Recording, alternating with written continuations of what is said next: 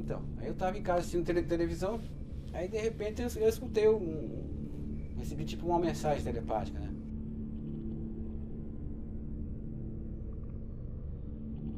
Melodiosa e tão tranquila, parecendo mesmo uma ligação telefônica de quem eu conhecesse.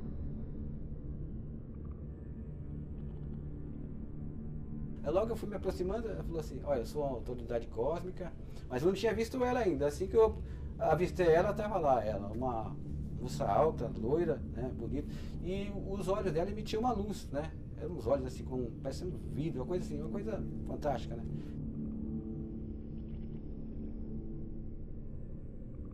Assim que eu pensei, ela já me respondeu, falou, não, eu vim numa nave e tal, me projetei até aqui onde estou para falar para você que a partir de hoje, por 10 anos você vai ter contato comigo.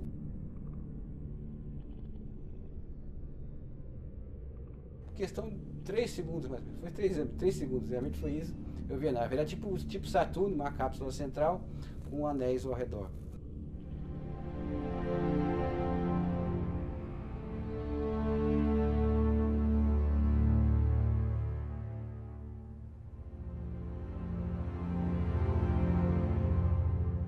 É uma cidade bem tranquila, bem pacata, a gente consegue... A decisão de vir para Peruíbe foi exatamente proporcionar uma qualidade de vida para as nossas crianças.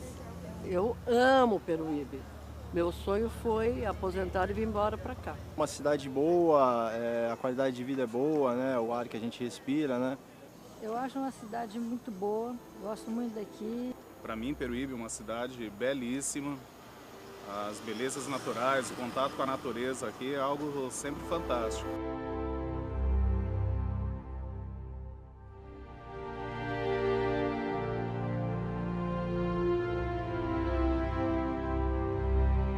Mas também sempre ouvi falar da mística que envolve Peruíbe.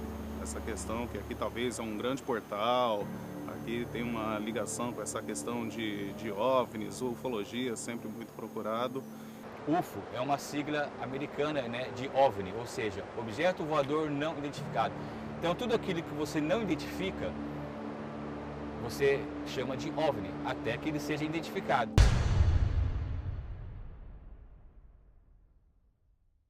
Aí eu comecei a pesquisar, então eu encontrava pessoas que falavam que tinha visto isso, aquilo e tal, e eu ia nos lugares que tinha. Né? Aí foi quando eu vim para Peruíbe em 82, 83 e comecei a tentar descobrir essas coisas por aqui. Temos um caso aqui que em 2002 eu conheci, o senhor Edgar veio me procurar, tinha acontecido um fato estranho com ele e marcamos um belo dia e levamos ele na minha casa e lá na minha casa nós fizemos a regressão dele. Foi a minha sorte, porque aí eu fui até lá, aí conheci o ufólogo hipnólogo chamado Mário Rangel. Aí contei meu caso para ele, né? Aí falou, vamos fazer hipnose para ver se tem relação alguma coisa com a outra, né? Porque eles têm algumas coisas, né? Realmente ele tinha sido abduzido. Foi tirado da casa dele, levado para a nave, depois colocado na casa dele.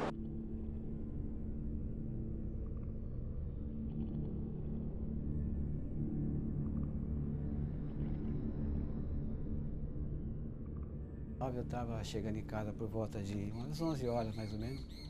Aí estava começando a tentar dormir, vira para cá, vira para lá. Aí de repente me vi arrebatado por uma luz, né, que me levava a uma nave espacial, assim, que eu podia ver, da consciência, né.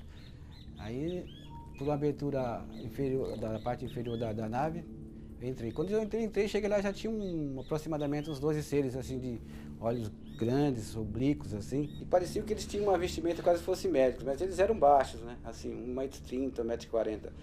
Aí eles me levaram para uma sala parecendo uma espécie, parecendo um laboratório, mas alguma coisa desse tipo. E aí me deitaram numa maca, uma espécie de maca mais ou menos. Fizeram assim, vários procedimentos no meu corpo, assim, na cabeça, nos ombros, nos braços, nas pernas, nos pés, nas mãos. Aí fiquei ali, inerte ali por um determinado tempo, até que eles me levaram para um outro lugar, um outro compartimento dentro da nave, em que havia algo parecido com um sarcófago, assim, com luzes ao redor, né? Aí fui deitado ali, inclusive subi uma espécie de uma fumacinha, assim. Eu fiquei ali com eles ao redor me olhando, com aqueles olhões grandes, assim. E depois de 1 hora, mais ou menos, aí me tiraram daí, me levaram para um outro compartimento, que havia um ser lá que estava com a seringa na mão, com um objeto minúsculo assim na ponta da seringa.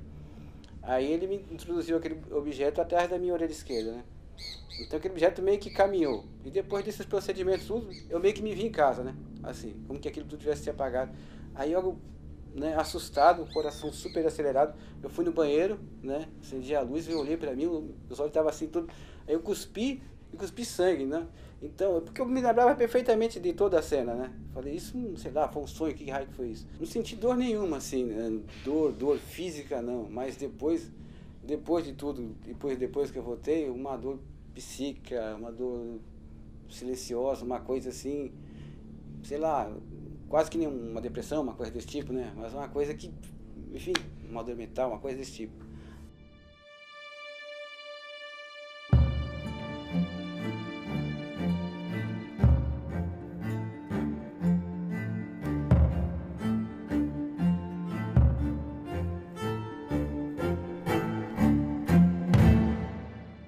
Meados de 95, uma base de umas 10 para as 19 horas da noite, nós estávamos de frente à nossa outra casa e eu percebi que acima da nossa montanha da Jureia tinha uma luz muito alta, como se fosse uma torre.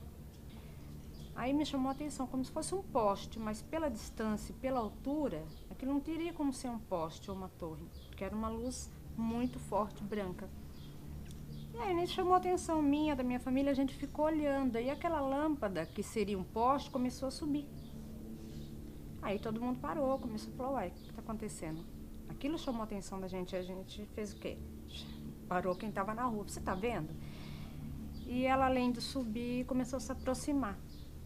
E veio para a nossa direção.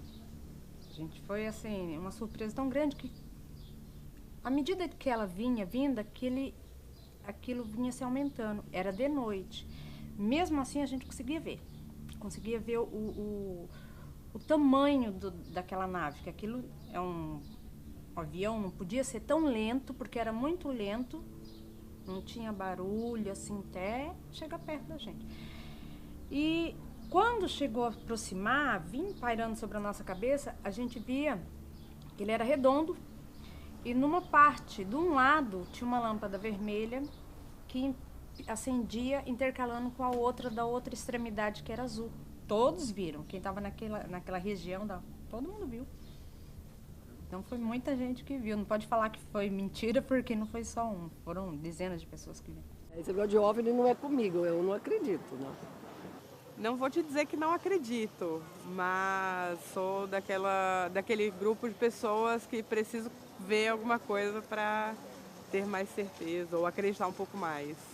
Acho que deve haver algum planeta ou outros planetas com maior desenvolvimento que o nosso. Porque seria um grande desperdício de espaço você ter só a gente, né, nesse vasto universo. E andando por aí eu já vi coisas assim também que me deixou muito na dúvida. Nós temos muito minérios diferentes. Nós temos até nióbio, do outro lado. Mas nós temos vários tipos de minérios e uma vasta quantidade de plantas que ainda nem foram descobertas pela ciência. Inclusive alguns tipos até de seres vivos. Né? E talvez por isso, e essas anomalias magnéticas, se dá esse interesse, até fica mais fácil deles aparecerem, porque eles se utilizam dessas anomalias magnéticas para dar entrada no hiperespaço aéreo.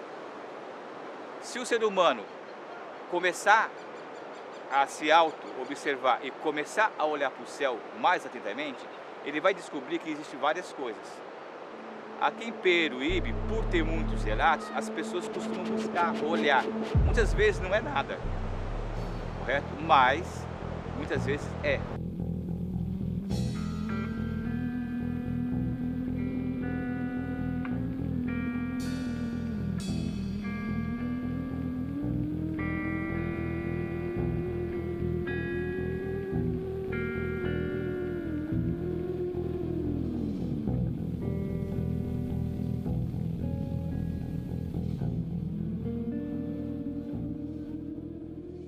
Teria que acontecer, né? Porque pode ser uma presença hostil, pode ser amigável, dar conhecimento, não sei, né? Aqui em Peruíbe tem vários relatos, não é só o meu, né? No mundo todo tem, mas aqui tem bastante. Então, se fosse só eu o que viesse com essa história, seria mais difícil, né? Mas aqui na cidade, agora é mais tranquilo, mas no começo tinha sempre um sarrinho, assim, sempre tinha, né? Desde o início, aqui na cidade, eu era taxado como louco. Ah, o Saga lá, ó o ET lá, o louco. Os novatos que vêm para cá, os de fora, vamos dizer assim, cidade grande isso não acontece, então para eles é mentira. É conversa de pescador, vamos dizer.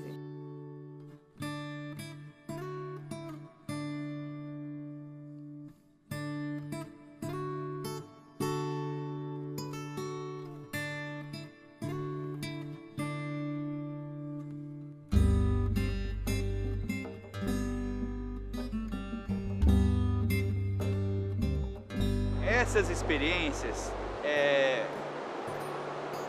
me deu um pouco de, vamos dizer assim, sabedoria. Muitas vezes a gente, imbuído pela ansiedade, pela busca, a gente acaba entrando em certas portas que a gente não está preparado para entrar. Eu achei que isso foi legal, foi até um benefício, porque eu fui me transformando, né? Aos poucos fui me transformando. Porque, né, eu passei a, sei lá, né, entender mais as coisas, né? Esses contatos, tudo, a mente foi abrindo. Agora nós temos uma história a mais para contar, de experiência de vida, mas que mudou nada na nossa vida, não mudou. Só temos algo a mais para contar que realmente nós vimos algo que não é daqui. É que nem ganhar na Mega Sena. Se você ganhar na Mega Sena, você vai se sentir muito especial. Único, vamos dizer assim.